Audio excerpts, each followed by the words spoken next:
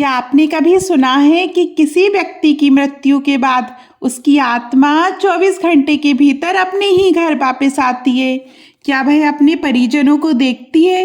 क्या उसे अपने शरीर से अलग होने का दुख होता है? और क्या इसी कारण घर में अजीब अनुभव होता है? आज परंपरा और प्रतीक्षा में हम जानेंगे। गरुड़ पुराण के अनुसार मृत्यु के 24 घंटे बाद आत्मा घर क्यों लौटती है?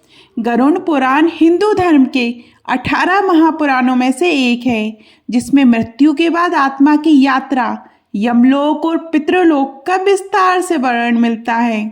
गरुड़ पुराण के अनुसार मृत्यु के समय प्राण निकलते ही आत्मा शरीर से अलग हो जाती है। यमदूत आत्मा को अपने साथ ले जाते हैं, लेकिन आत्मा तुरंत यमलोक नहीं जाती। पहले 24 घंटे आत्मा अत्यंत भ्रम की स्थिति में रहती है।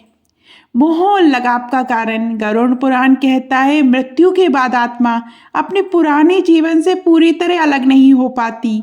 आत्मा अपने घर, परिवार, पत्नी, पति, बच्चों, धन संपत्ति से गहरा लगाव रखती है। इसलिए वह अपने घर लौटती है और देखती है कि परिवार कैसे रो रहा है, उसका शरीर अब कैसा है, अंतिम संस्कार हो रहा है या नहीं।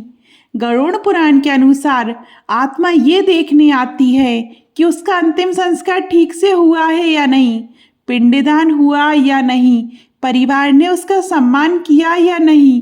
यदि क्रियाएं ठीक से नहीं होती तो आत्मा अशांत हो जाती है।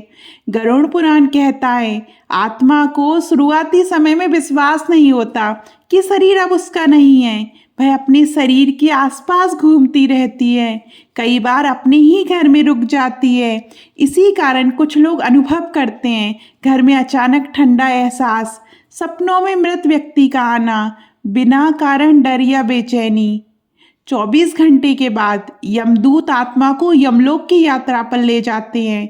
इसके बाद आत्मा घर वापस नहीं आती, फिर उसकी यात्रा शुरू होती है। प्रेत अवस्था, पिंडदान से राहत, आगे का कर्मफल। गरुड़ पुराण के अनुसार इसलिए 24 घंटे में रोना धोना कम करें, शांत वातावरण रखें, भगवान का नाम जप करें, घर में दीपक जलाएं, तुलसी या गंगा जल रखें, मृत व्यक्ति का सम्मान करें। इससे आत्मा को शांति मिलती है। क्या आत्मा हमें नुकसान पहुंचा सकती है? नहीं।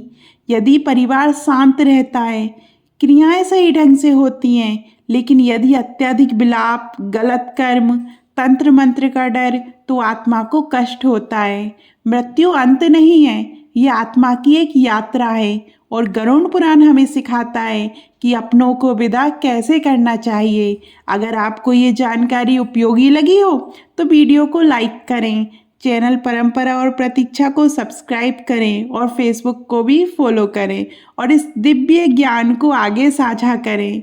आपको ये वीडियो कैसी लगी कमेंट में ज़रूर बताएं। धन्यवाद।